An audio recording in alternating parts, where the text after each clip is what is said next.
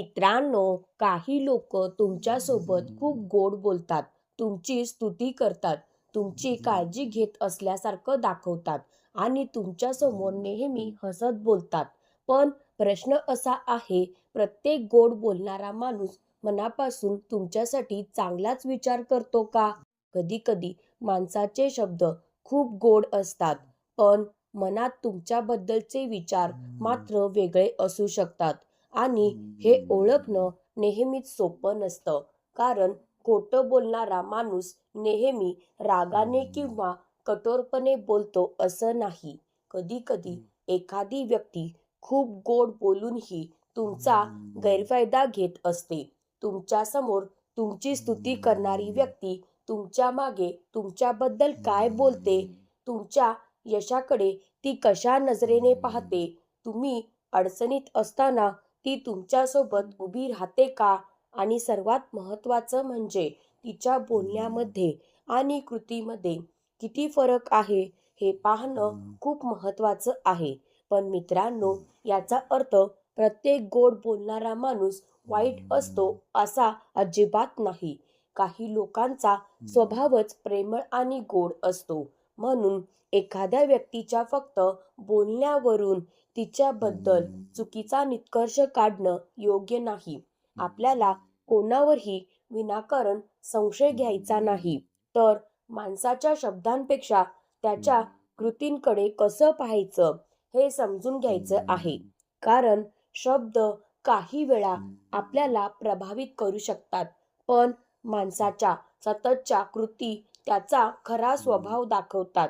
आजच्या व्हिडिओमध्ये आपण जाणून घेणार आहोत, तुमच्याशी गोड बोलणाऱ्या लोकांच्या मनात तुमच्याबद्दल वेगळे विचार असण्याचे 8 महत्त्वाचे संकेत.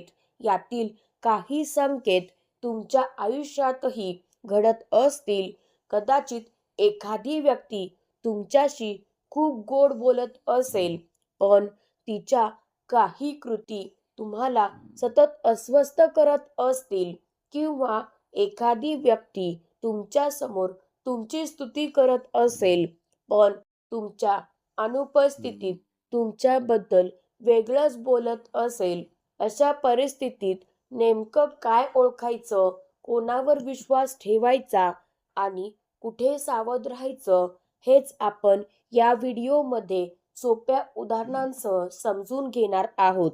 म्हणून हा व्हिडिओ दुसऱ्यांसाठी पाहू नका, एकदा स्वतःसाठी नक्की पहा आणि व्हिडिओच्या शेवटपर्यंत नक्की पहा.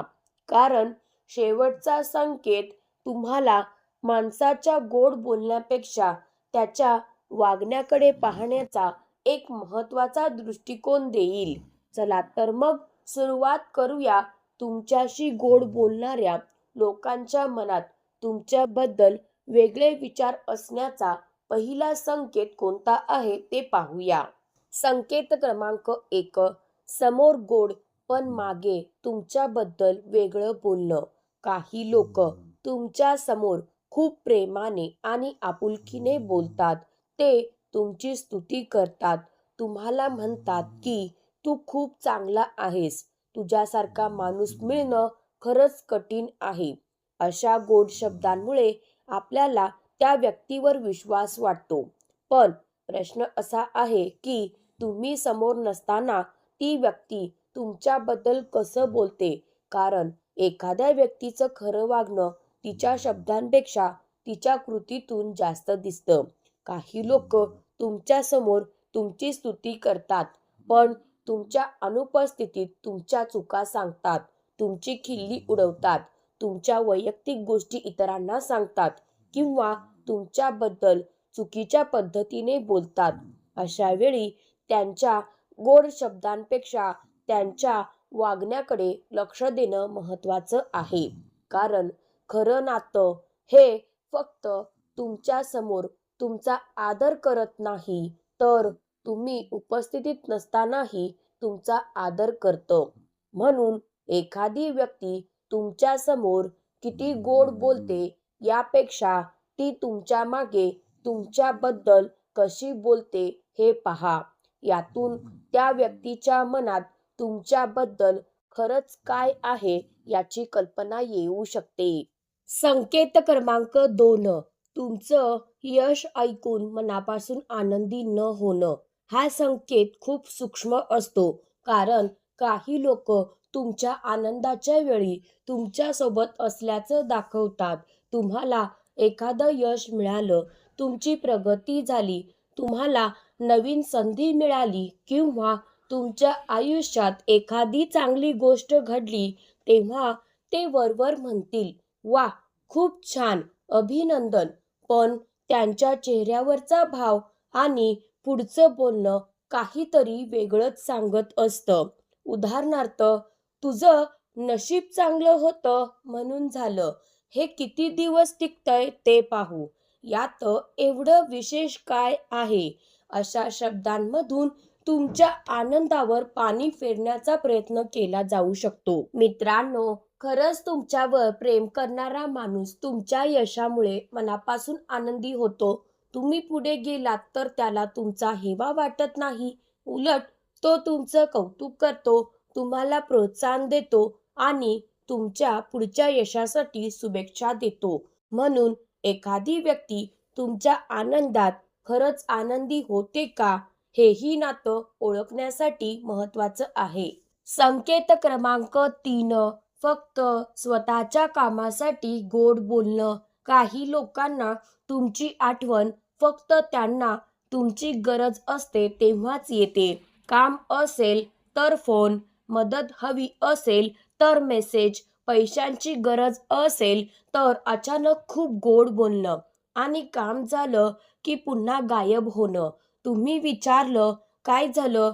आजकाल फोनच नाही." तर उत्तर मिळतं, "अरे, कामात खूप व्यस्त होतो." पण काही दिवसांनी पुन्हा त्यांना तुमची गरज पडली की त्यांचा आवाज अचानक खूप प्रेमळ होतो. मित्रांनो, नातं म्हणजे फक्त गरजेच्या वेळी एकमेकांची आठवण काढणं नाही. नातं म्हणजे गरज नसतानाही एकमेकांची विचारपूस करणं, तुम्ही कसे आहात हे जाणून घेणं, तुमच्या आयुष्यात काय चाललं आहे हे विचारणं आणि तुमच्या सुखदुःखात सहभागी होणं. म्हणून लक्षात ठेवा, ज्याला तुमची खरी किंमत आहे तो फक्त तुमच्या उपयोगाची किंमत करत नाही. तुम्ही त्याच्यासाठी काय करू शकता यापेक्षा तुम्ही एक व्यक्ती म्हणून त्याच्यासाठी किती महत्त्वाचे आहात हे त्याला महत्त्वाचं वाटतं. संकेत क्रमांक 4, तुमच्या कमकुवत गोष्टी जाणून घेऊन त्याचाच वापर करणं. तुम्ही एखाद्या व्यक्तीवर विश्वास ठेवून तुमच्या आयुष्यातील काही वैयक्तिक गोष्टी सांगता.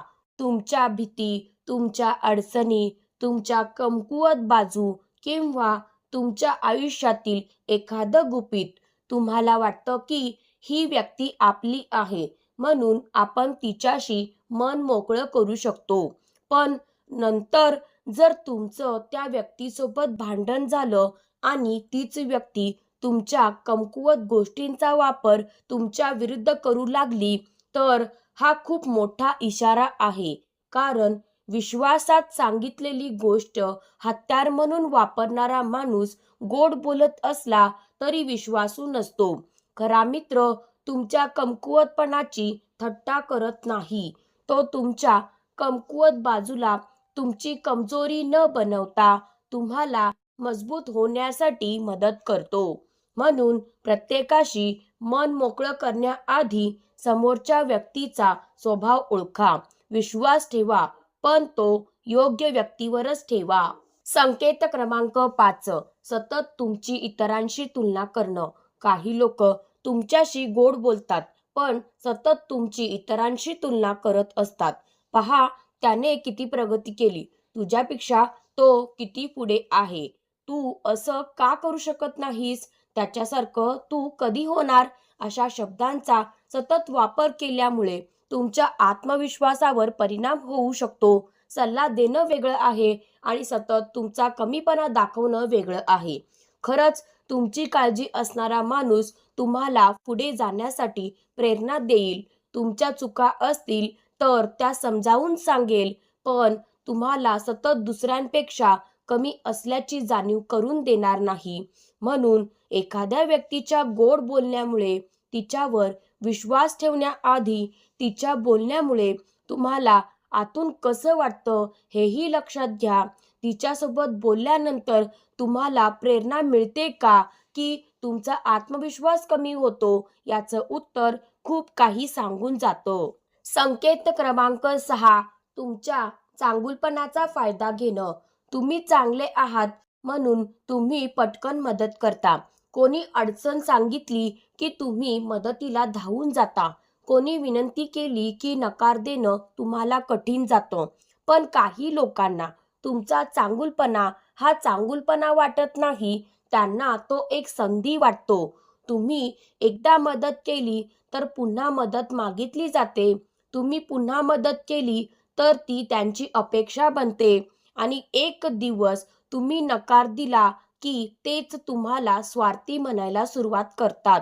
मित्रांनो, चांगला माणूस असणं खूप सुंदर आहे, पण चांगुलपणाचा अर्थ असा नाही की प्रत्येक व्यक्तीला तुमचा फायदा घेऊ द्यायचा. गरज पडल्यावर मदत करा, पण स्वतःची परिस्थितीही लक्षात घ्या. प्रत्येक वेळी स्वतःचं नुकसान करून दुसऱ्याला मदत करणं आवश्यक नाही. चांगला माणूस बना, पण स्वतःचा गैरफायदा होऊ देऊ नका. गरज असेल तिथे प्रेमाने हो म्हणा आणि गरज असेल तिथे ठामपणे नाही म्हणायलाही शिका. संकेत क्रमांक 7. तुमच्या चुका मोठ्या आणि स्वतःच्या चुका छोट्या. काही लोकांना तुमची प्रत्येक छोटी चूक दिसते. तुम्ही एखादी छोटी गोष्ट चुकीची केली की लगेच त्यावर चर्चा सुरू होते. तुम्हाला दोष दिला जातो, पण त्यांच्याकडून चूक झाली की त्यांच्याकडे कारणांची कमतरता नसते. माझ्याकडून चुकून झालं, माझी परिस्थिती तशी होती, मला दुसरा पर्याय नव्हता, माझा तसा हेतू नव्हता. स्वतःसाठी अनेक कारणं, पण तुमच्यासाठी कोणतीही माफी नाही. अशा व्यक्तीला तुमचं चांगलं दिसत नाही, पण तुमच्या चुका मात्र सतत दिसतात. अशा वेळी तुम्ही त्यांच्या मतावरून स्वतःची किंमत ठरवू नका, कारण तुमची खरी किंमत एखाद्या व्यक्तीच्या मतावर अवलंबून नसते. प्रत्येक माणसाकडून चुका होतात. महत्त्वाचं म्हणजे त्या चुका स्वीकारून त्यातून शिकणं. म्हणून कोणी सतत तुमच्या चुका दाखवत असेल तर स्वतःला कमी समजू नका. स्वतःमध्ये सुधारणा करा, पण दुसऱ्याच्या नकारात्मक मताला तुमच्या आत्मविश्वासावर राज्य करू देऊ नका. संकेत क्रमांक 8. तुमचं आयुष्य नियंत्रित करण्याचा प्रयत्न. आणि आता शेवटचा आणि खूप महत्त्वाचा संकेत. काही लोक तुमच्याशी खूप गोड बोलतात, तुमची काळजी घेत असल्याचं दाखवतात, पण हळूहळू तुमच्या निर्णयांमध्ये हस्तक्षेप करू लागतात.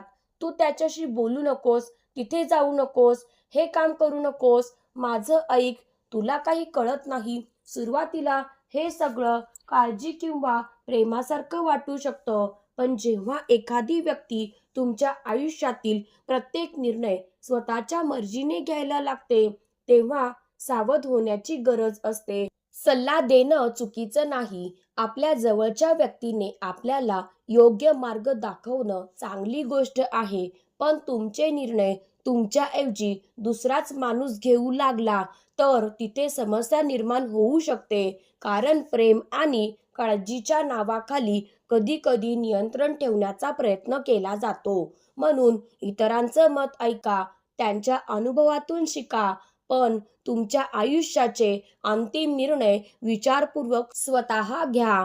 तुमचं आयुष्य तुमचं आहे, म्हणून कोणाच्याही गोड बोलण्यामुळे स्वतःच्या निर्णय क्षमतेवरचा विश्वास गमावू नका. मित्रांनो, आज आपण 8 संकेत पाहिले, पण या व्हिडिओचा उद्देश तुमच्या मनात प्रत्येक व्यक्तीबद्दल संशय निर्माण करणं नाही, कारण जगात आजही मनापासून चांगले लोक आहेत. काही लोक गोड बोलतात कारण त्यांचा स्वभावच गोड असतो. म्हणून एका संकेतावरून कुणालाही वाईट ठरवू नका.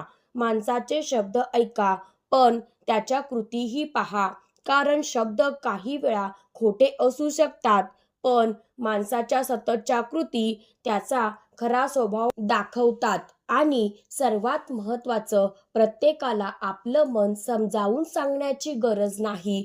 ज्यांना तुमची किंमत आहे ते तुम्हाला समजून घेतील आणि ज्यांना तुमची किंमत नाही त्यांच्या मागे धावत राहून स्वतःची किंमत कमी करू नका.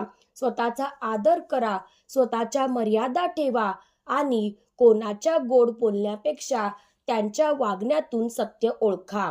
जर या 8 संकेतांपैकी एखादा संकेत तुम्हाला तुमच्या आयुष्यात जाणवला असेल तर कमेंटमध्ये फक्त लिहा, मी शब्दांपेक्षा कृतीवर विश्वास ठेवतो. आणि हा व्हिडिओ तुमच्या एखाद्या जवळच्या व्यक्तीला नक्की शेअर करा, कारण कधी-कधी एक छोटासा विचार एखाद्या व्यक्तीला चुकीच्या नात्यापासून स्वतःला वाचवायला मदत करू शकतो.